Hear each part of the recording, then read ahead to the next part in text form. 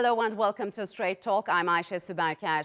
Despite being thousands of kilometers apart, Turkey and Pakistan share a close relationship. The bond between the two nations can be traced far back, even before the Turkish Republic was formed, and has only strengthened since the founding of the Pakistani state.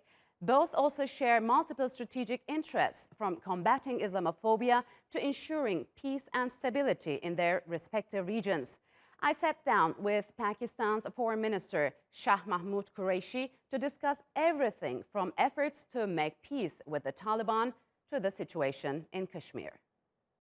Mr. Minister, thank you for joining us on Straight Talk. It's good to have you here. The 8th Ministerial Conference of Heart of Asia Istanbul process has convened under the theme of peace, partnership and prosperity. The whole initiative actually aims at enhancing cooperation for Afghanistan. Tell us about what has been achieved so far so as to restore peace and stability in Afghanistan, and Pakistan's role in this respect. Well, Pakistan's role has been very pronounced and very clear. Pakistan feels that a stable, peaceful Afghanistan is in our interest, and Pakistan has done everything possible to facilitate the peace process. To begin with, we have dealt with terrorists and terrorist organizations very firmly on our side of the border, and today we can claim with confidence that we have cleared our side of the border from all sanctuaries. Is it all secure now? Absolutely. Yeah, anybody is welcome to come and see for themselves what we have achieved. People have returned back to the areas that they had vacated. Life has become normal. Schools are functioning. Sporting activities are taking place. The bazaars, the shopping, areas are full of hustle and bustle. So things have improved considerably. But on the Pakistani side, I think on our side. On our side. How about the Afghan side? Well, I'm coming to that. We've also, one of the allegations was that people crossed over from our side to create problems for them. And our contention was that we are checking,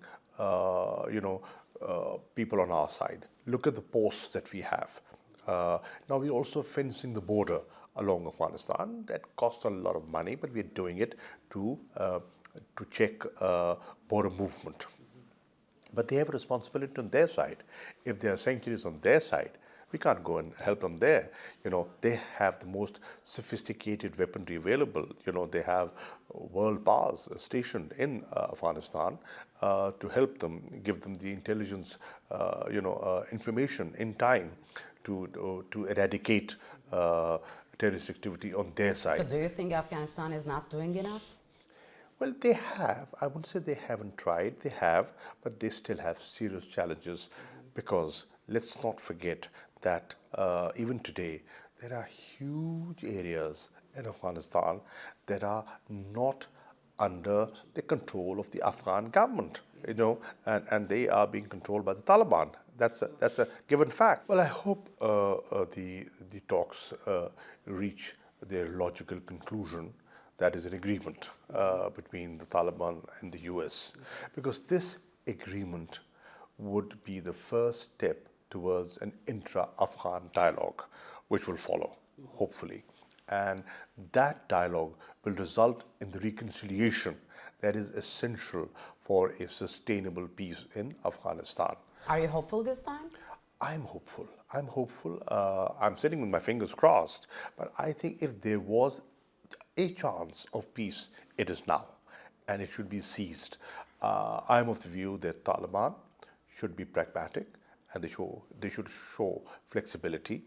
And one way of showing flexibility is by undertaking steps for a reduction in violence.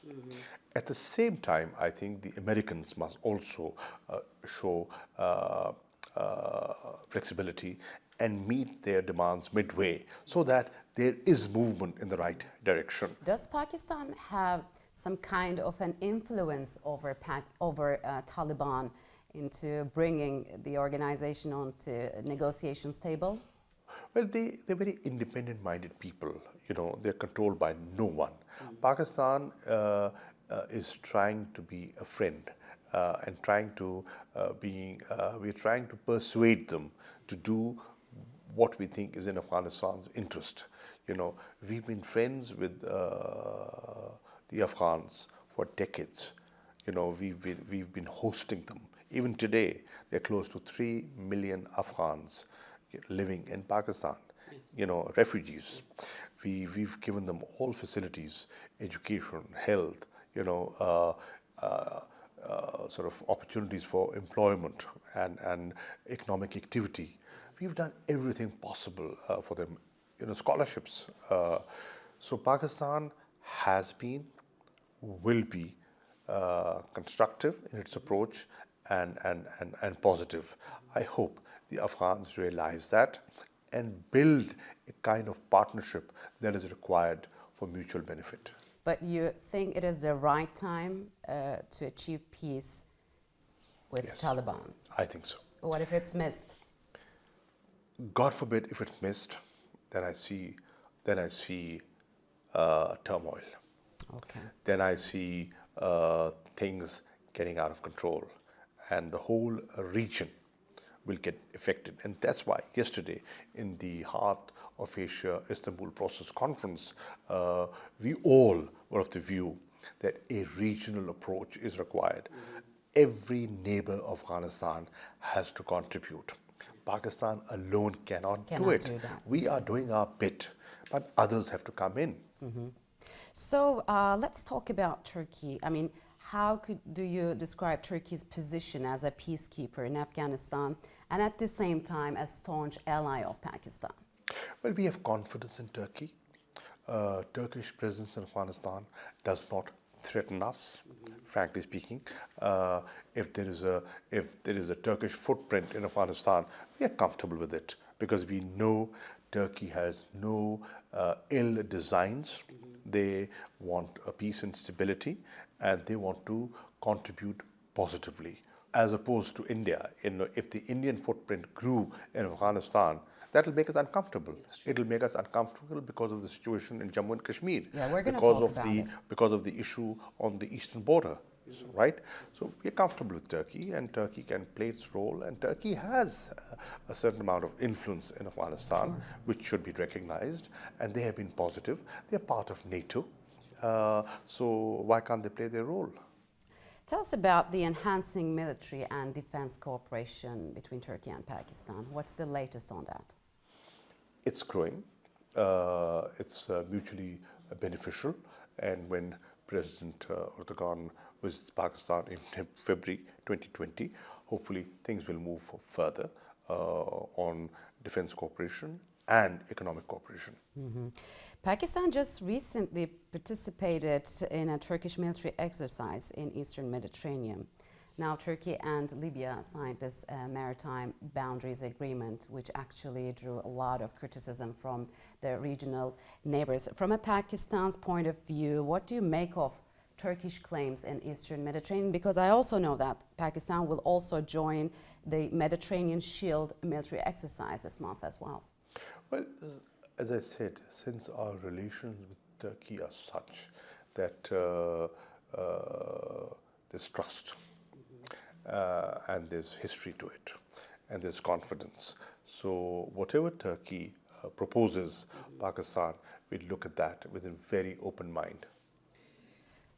Okay, now you've just recently mentioned the Kashmir issue. Tell us about the latest. It's been over 4 months, if I'm not mistaken. People are under siege. Tell us about the latest situation there. It's bad. It's getting from bad to worse. The curfew continues day and night. Children deprived of schooling. Patients deprived of medical facilities and treatment. Internet service still suspended. Journalists like you are not allowed in. Try. See if you can go into Indian occupied Kashmir. They will not let you in. But if you want to come to the Pakistan side of Kashmir, we'll welcome you. We'll facilitate.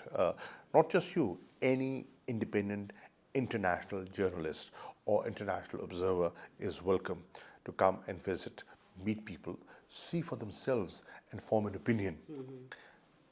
Will the Indians do that? I doubt it. I doubt it. That shows what they are claiming is far from reality on the ground. The reality is that 8 million people are under siege. The reality is that human rights are being abused. Can they go out on streets, shop? No, Go to curfew, schools? curfew. They lift curfew, sort of for intervals for people to go and buy essential, food items. But they are under curfew. Curfew means if you step out of the house, you'll be shot. They'll shoot to kill. So that's curfew. And people even can't go to mosques on Friday to pray. India seems it's not backing down. So what is your expectations from the international community? Have they reacted enough? Not to the extent that the situation demands.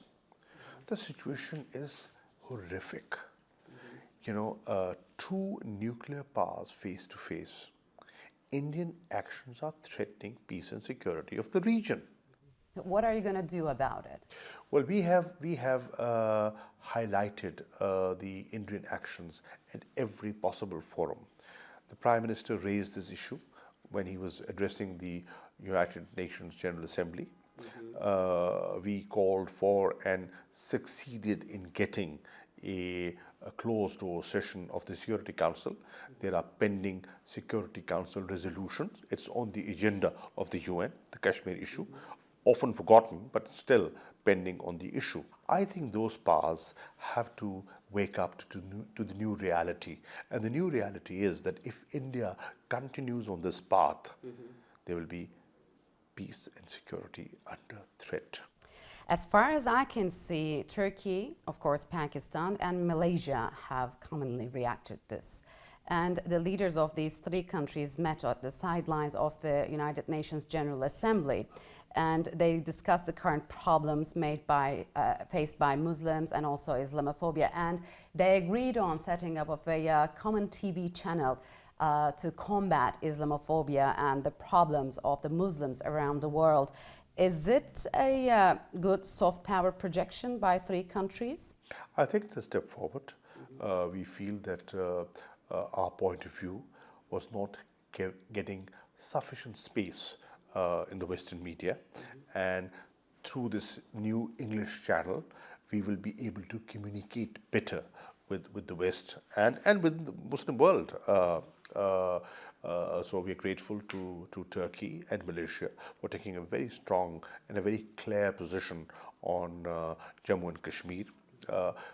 I think that the OIC has also now moved considerably, and the latest resolution passed by the Independent Human Rights Commission of the OIC is very, very clear, and it has censured India. I think now the debate in the US Congress that is taking place and the resolutions that have been put forward is encouraging. I think the deliberations and the debate that took place in the European Union again is encouraging. The fact that 54 members of parliament from the House of Commons have written to the Secretary General of the UN, highlighting the atrocities taking place in Jammu and Kashmir is a positive development. The fact that international human rights organizations like Amnesty International, Human Rights Watch are speaking up and demanding the world to act. The UN Human Rights Commissioner coming out with this report. Are you hoping to bring peace to the region, or are you hoping to combat this Islamophobia, and when it's going to be materialized? Well, they've had about I'm told 3 technical level meetings, and hopefully in the near future, I believe there could be a new agreement signed between the 3 to make this possible. Discussions have taken place. It is in the pipeline, and hopefully it will materialize soon, and we'll all benefit. The idea is to promote peace. The idea is to promote the true face of Islam. You know, the distorted image of Islam needs to be fought against. All right. Mr. Minister, thank you for joining us on Straight Talk. Thank you. As we just heard from Pakistan's Foreign Minister, there are plans to combat the rise of Islamophobia through a joint effort from Turkey, Pakistan, and Malaysia. Back in September, leaders from the three countries came together on the sidelines of the United Nations General Assembly to discuss a new approach to tackling global challenges. Turkey, Pakistan, and Malaysia agreed that the best way to combat the negative perceptions of Muslims was by establishing a new English language TV channel. Long disappointed with current institutions and international organizations, leaders from the three countries have called on Muslims to look elsewhere, both when it came to addressing security challenges and countering the misperceptions of Islam. With ambitious goals to reach not only Muslims but the wider world, can this soft power push prove effective? And can cooperation between Turkey, Pakistan, and Malaysia, three diverse countries outside the traditional power centers of Islam, set an example of what's possible for the world's 1.8 billion Muslims? And joining me now is Arhan Shah Anuar, who is the charge d'affaires at the Embassy of Malaysia in Ankara, and Nurhan, who is a former Turkish ambassador. He was also a former permanent representative at the Organization of Islamic Cooperation. Gentlemen, welcome to Straight Talk. It's good to have you here. So, Turkish, Malaysian, and Pakistani leaders got together on the sidelines of the United Nations General Assembly this year and discussed the current problems faced by the Muslims around the world. The three also came up with the idea to establish an international TV channel to tackle those problems. Mr. Anuar, I want to start with you. Could you tell us about the shared vision of these three countries, why they came up with such a decision? Thank you, Ms. Aisha. Yes, why these three countries? Yes, it is well noted that these three countries, they already came from and arrived at a very interesting juncture. Turkey just finished its election and now in the new presidential system.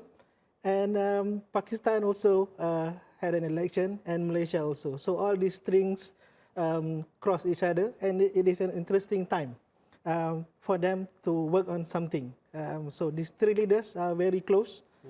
President Erdogan, Prime Minister Mahathir, and Prime Minister Imran Khan. So it is timely for these three countries to have a cooperation on something. And to start with, they agreed. They agreed to have these the meetings at the UN and come up with this proposal of a TV channel as a start. So, Mr. Nurhan, what exactly you think prompted these three leaders to come up with such an idea? What's the problem? The problem is we can speak of two parts to it. Number one, we cannot cooperate with each other. We cannot unite. You're talking about? About the media wars. There's a Islamophobia, we know. We cannot answer that. We cannot cooperate on that. Number two is a weak point for us, is that we take our news directly from Western sources without filtering them, put them on our TV news, on our newspapers. And why we came together is Pakistan, Malaysia, and Turkey are the most technologically, intellectually advanced countries of the Islamic world. Think of Pakistani scientists, intellectuals in the US, in Europe. From Malaysia, we have a lot of Turks within Turkey and throughout the world. We have so good human resource, and we had to bring them together. So, that's how we go. Okay, so do you believe there's some kind of vacuum in leadership in the Islamic world? Because when we take a look at Malaysia, Pakistan, and Turkey, maybe it was the first time that Turkey and Malaysia stood up against India with refers to the Kashmir issue. So do you believe there is some kind of a vacuum that needs to be filled? I am of the Because view. because you've served as a permanent representative at the Organization of Islamic Conference, so you would know about it. Yeah, I'm sure Mr. Aydin have more ideas to it. But as for me, I am of the view that it can't be described as a vacuum. That this initiative, firstly, that these three countries came out with this initiative. This initiative is, it is like a grouping of like-minded countries to overcome, to tackling all these issues. And the procedures, the initiative is rather complementary rather than an alternative to all things that we have. We have OIC, we have D8 and many other organizations, but this is just this is another method, another way to tackle these issues, an effort by these three countries. That's the way I see it. So, Mr. Nurhan, what would you say about, I mean, when we take a look at the track records of the OIC as well as the Arab League, these two international organizations have usually failed to tackle with these problems. So is this an alternative? OIC and the Arab League. Although I served in the OIC 2 times, 4 years in Jeddah and 4 years in Afghanistan.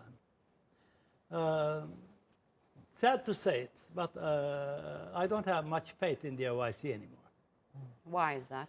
The leaders have to support the causes, and they are so divided. That's a very serious issue. But Pakistan, Malaysia, and Turkey are really serious countries. They have strong leaderships, and they can do the leading. So you need to succeed, these 3 countries. Are you hopeful that these 3 Of course countries I am. will... Of course What is I the am. roadmap, you think? Definitely. Now,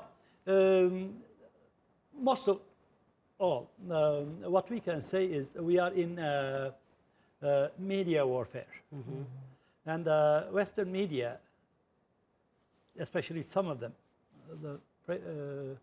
some of them you know, the great names, are like war machines now. They are for the interests of their imperial causes. What President Erdogan says is we want to go for justice for the oppressed. If our TV network can take that as the ultimate goal, the American legitimacy, quoting, it was from end of World War II, September 2, 1945, about September 11, 2001. That's only 56 years.